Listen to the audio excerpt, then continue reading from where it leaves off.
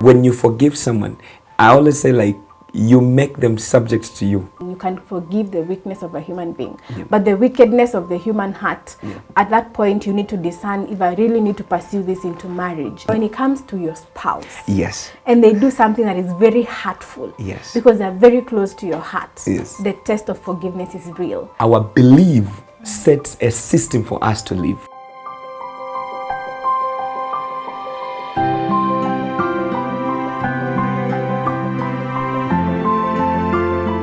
Hello everyone, my name is Martha. I'm so glad to be here again this Tuesday, and of course I know by this time people are already done with the Happy New Year's, already set for 2022 for greater things, and as people have said, it's a 2x2 thing. I don't know, but we are here to, of course, decode and talk about what this 2x2 thing, if you really want to do it this year, how it is possible for it to happen, and of course for you to have a successful relationship. And today I'm joined with a very amazing guy, of course as young as you guys, and I know he's going to help us with so much of his insights regarding to what we're going to be discussing today.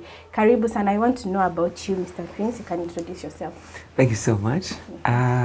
I'm bad on intros, but I'm Prince Nyamori, Okay. born again.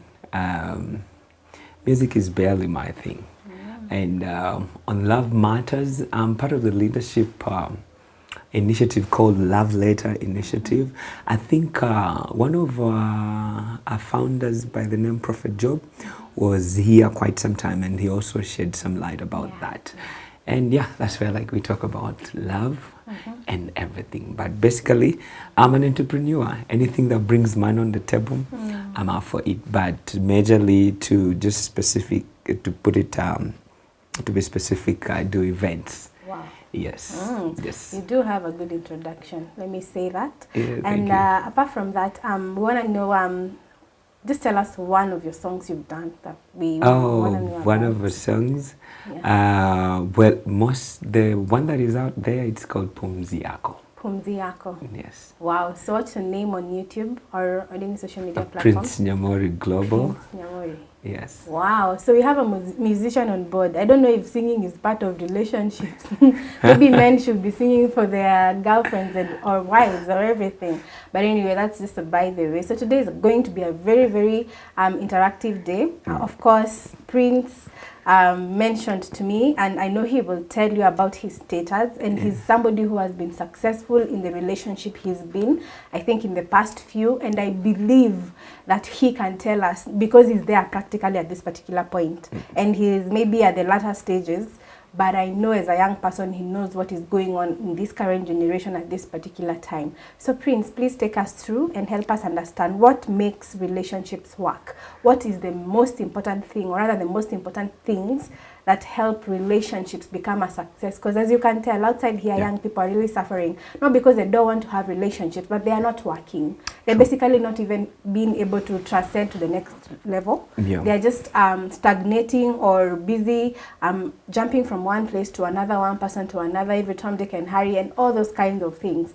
But again, I believe there are other successful ones. Actually, there are so many successful ones, only that the bad ones are louder than the successful ones. So kindly tell us, and of course, we know you have the experience. You can also start with how yours became successful. Well, you know, when people talk about success, and there's a percentage of failure in it. Yeah.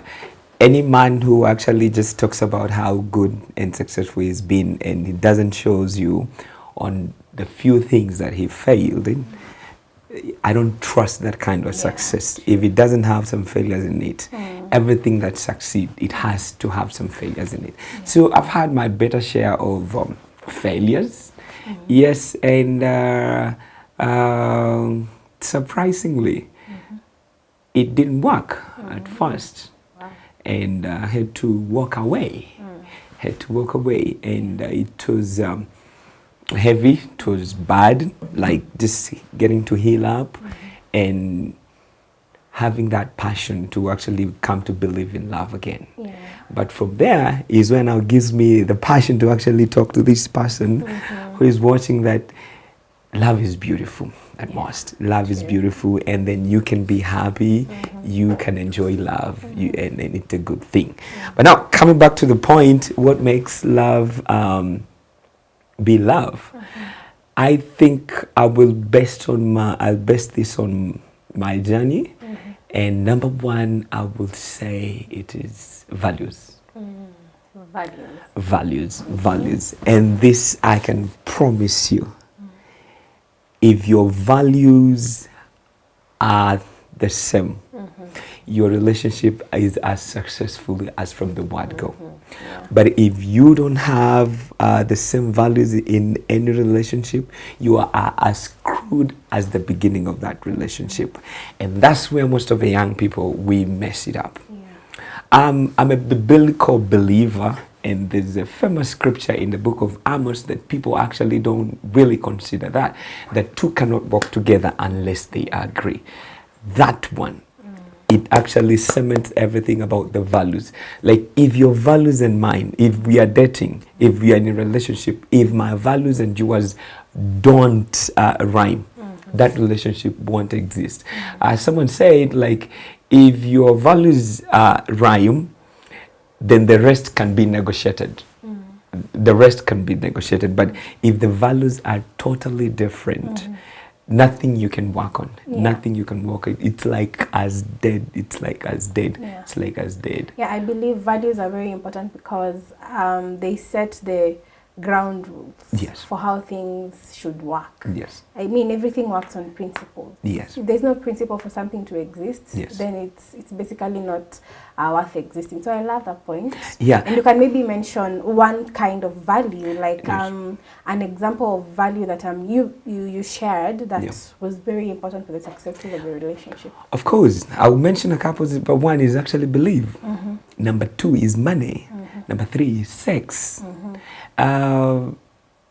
Let me just elaborate, like, beliefs.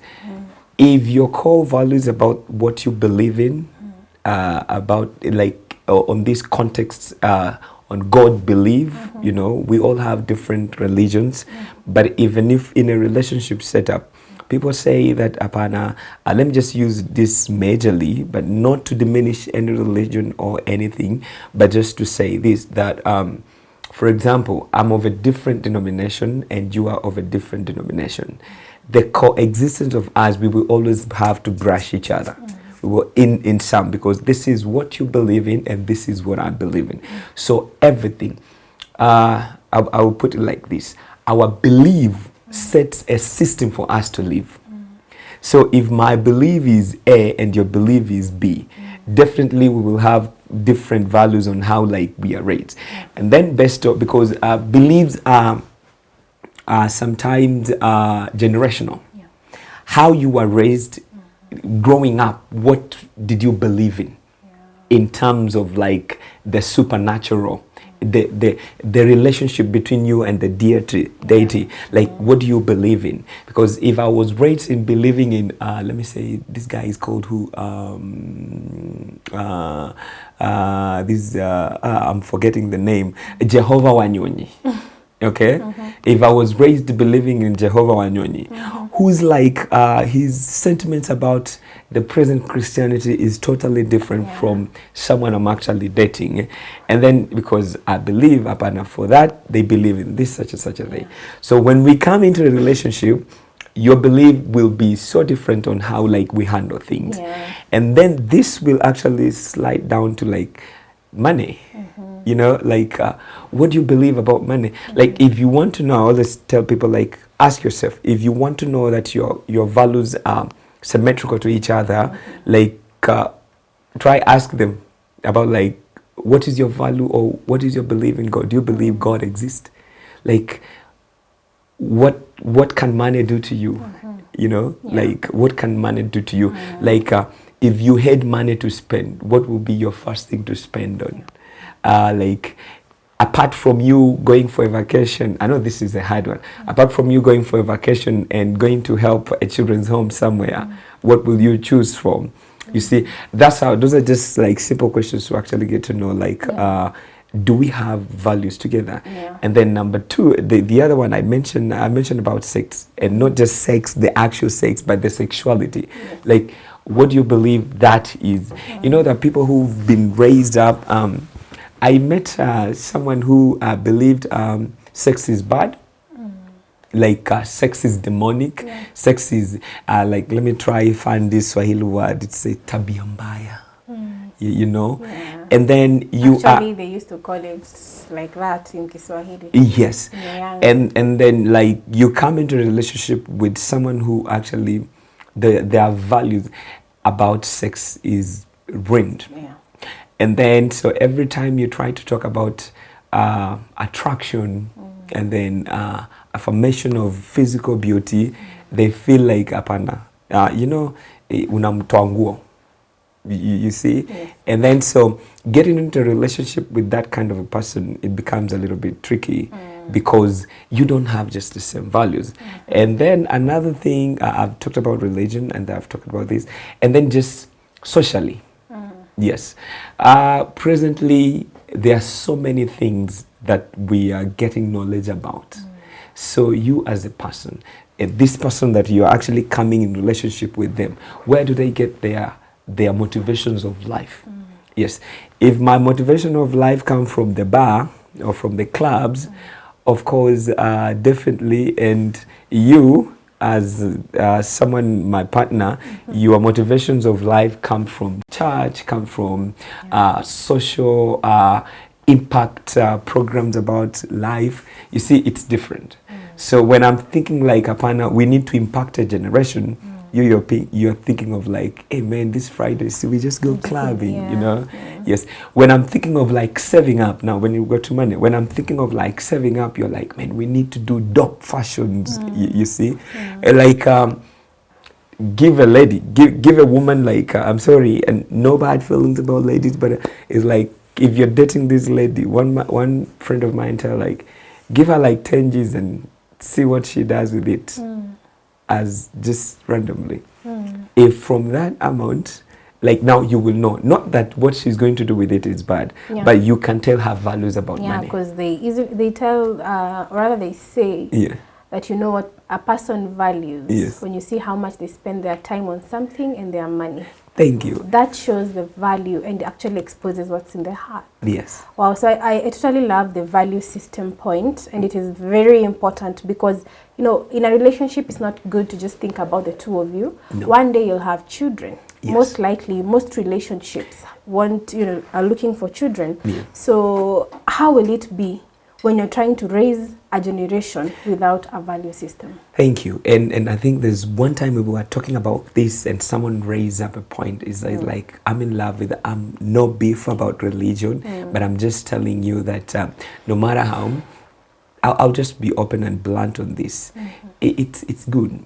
If you are a Christian, try mingle with Christians when it comes to terms of relationship. If you're Muslim, if you're Hindu, try mingle with them. Someone actually asks like, well, I love this dude. He's so handsome, he's so caring and so passionate about life, but he's a Muslim and I'm a Christian. But there's one question we actually asked him, how? Like, okay, when you guys get children, where are you going to direct them? Would you direct them to church or to the mosque? And then this lady is like, well, because the man is the leader of the house, so we will have to just, like, so don't you think that is now taking you away? And it's being selfish. Because they're not thinking about the future of these people. Exactly. If you know, of course, these religions differ. Yeah. Most definitely not subscribe to a certain religion because of the truth I know. So if you really want your children to subscribe to it, then what are you even trying to say? Yeah, like it's crazy. You've lived like 30 years believing in Christianity, and now here you're so selfish because you want to love someone who gives you goosebumps, and then you want to subject your children based on the pleasure you have. That is so selfish. So I always say, like, trust you, ma'am. Immediately you bring onto the table, like, and this, you don't even have to ask someone. If you have to know that your values are the same, you don't even have to ask someone. Sit with them across the table and talk to them 5 minutes only. And then you are able to know if these people, that they are core values of life. And of course, by the time this guy comes to you, Katia, or by the time you are into someone, you already know their core values on these three things. Their religion values, and then their money values, their social values, and their sexual values. You can actually just tell that. And that is very, very important. That's very important. I believe we've had it very, very well. So in a nutshell, I just want you to basically tell us one more thing that you feel is very, very successful. In 2 to 3 minutes, we can probably digest that. Okay. Yeah. All right. Well, I don't know. This is so vast, but maybe what I can add up onto that is the biggest of them all is forgiveness. Is forgiveness.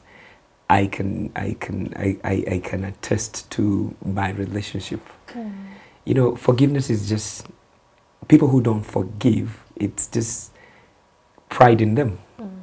And currently, we have more single families out there, which are as a result of one person who couldn't give those magical words. I'm sorry. Or one selfish person who couldn't even receive or say or actually accept the forgiveness from the other person.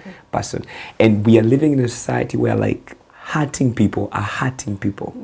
Because they are also hurting, because nobody wants to forgive.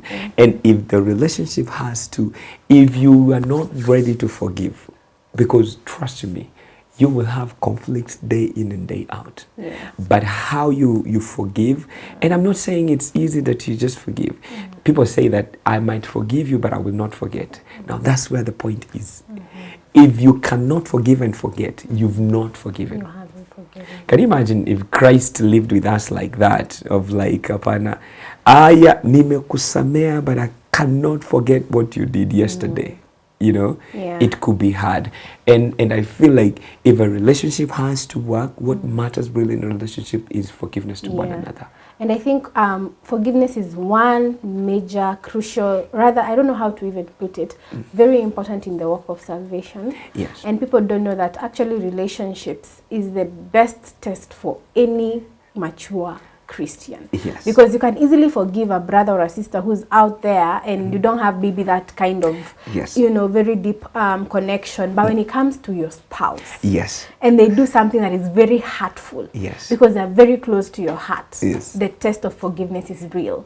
So forgiveness is very important, because again, it sets you free to grow in your relationship. If you don't forgive, you don't move to the next level, and you don't become open to the new person who's actually asking for forgiveness and help them become a better people.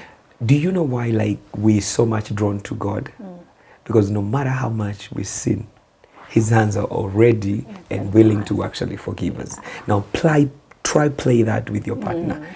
And I'm not saying that, you know, there are those where like people do things intentionally because they know you're going to forgive them. But still, I call this forgiveness is like putting a coal fire, a hot coal on someone's body. Like, you know they've done you wrong, but you're like, okay, just yesterday, actually someone made a confession of something really bad. And then their statement was on the text, like, print, I know I have to tell you this, but I will say this, and it's okay. How you're going to decide the fate of our friendship, it depends on you. If you don't want to talk to me again, if you don't want to see me again, I'm okay with that, but I have to let it out. So I was like, take it easy. We all fall short in one way or another. It's okay. Can you just give me time? Let me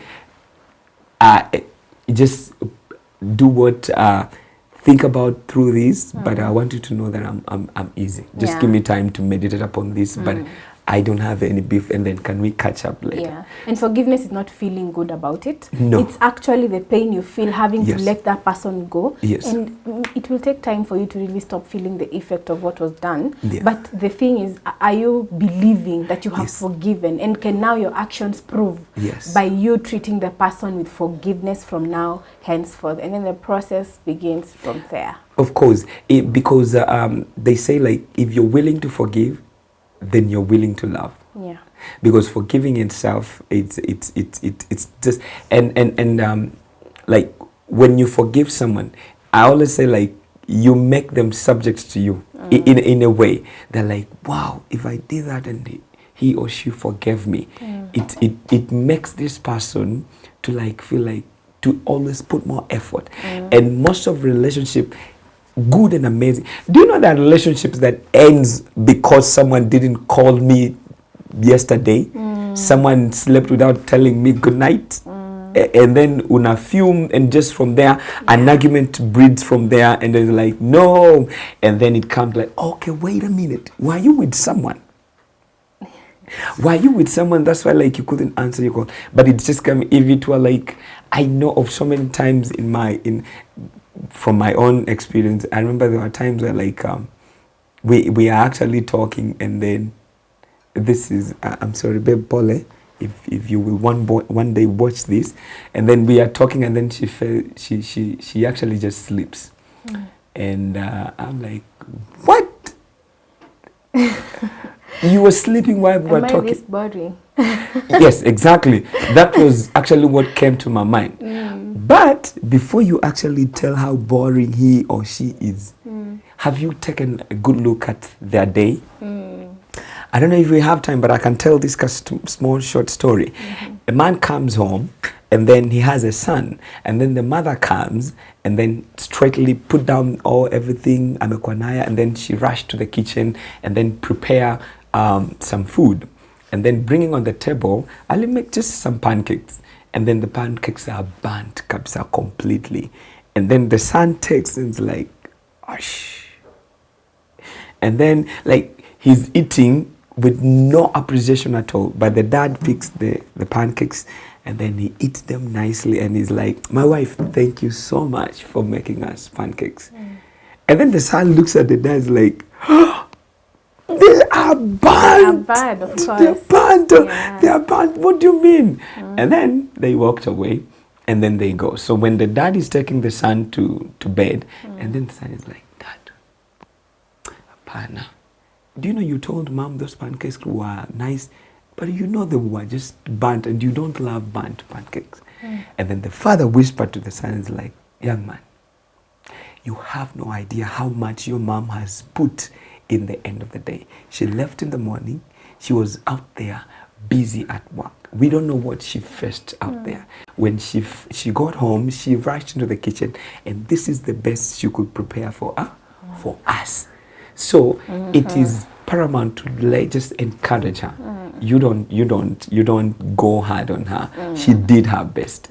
So sometimes before you lay a claim, you lay a blame on someone, like, get to know where they're coming from. Yeah. This person is not boring.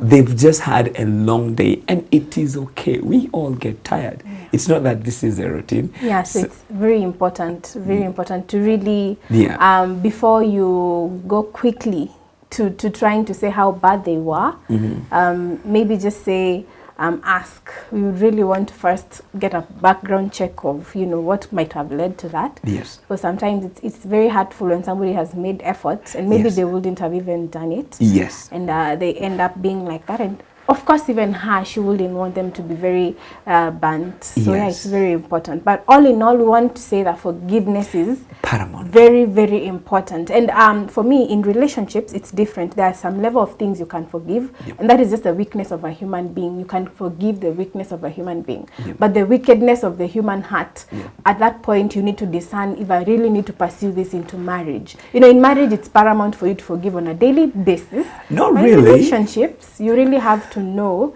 the level of things to really condone. Because like you're saying, if I really find out that my person probably doesn't have sexual values and a value system with that, and then I find that he's already out there sleeping around, that will be difficult, because in a relationship I'll already know that this guy is already not respecting my relationship, and I can't move on to a serious thing with this person. So something like that is very critical. But talking about the human weakness, whereby somebody is willing to apologize and move forward to a better person.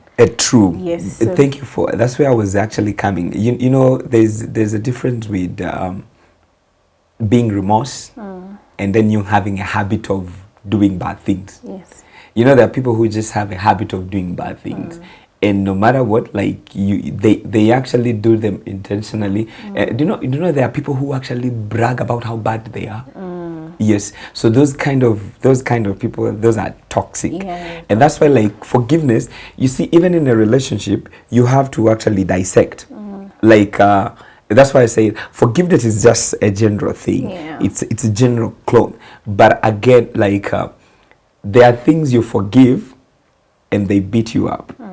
But there are things you don't forgive and they cost you again. Yes. So just like you're saying, like discernment is paramount. Discernment is paramount. But you see now this one, it comes from the core value. Yes. Before you actually settle down within this person, before you begin to establish this relationship, if you checked on the core values on what these people, if your core values actually rhyme, you see that some of these things, and from a personal experience, if from a previous relationship, this is something like I never even bothered to, like, I was like, I mean, love is love. You know, we've actually said this phrase, and it's good. We've said this phrase, which I believe it's true, that God is not a religious person. God is not a Christian. God is not a Muslim. God is not tied to any religion. God is God. And so we tend to actually bring that as like so if God is God and we are created in the nature of God, so I'm not subjected to actually love within the limits of my religion. I can explore out there. And that's where we end up, and then it backfire.